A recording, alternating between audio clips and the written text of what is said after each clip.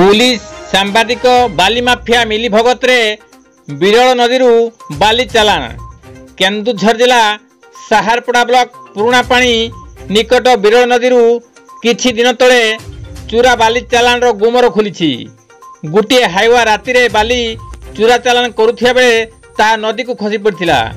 एही घटना को चपाई देबाकू बाली माफिया पुलिस एवं एक चैनल सांबादिक मध्य सोला सुतरा करी घटना को चपाई दिया जाइछि। हाइवे कार्य करुवा दुई जन आहत हेबा परे एही घटना लोकलोचन को आसीथिला। तेबे बिरल नदी में वर्ष तमाम बाली चूरा चालाण हेबा नहीं प्रशासन पाखरे खबर थिले मध्य कहा चापरे चूरा चालाण चलीथिला बोली प्रश्न उठिछि।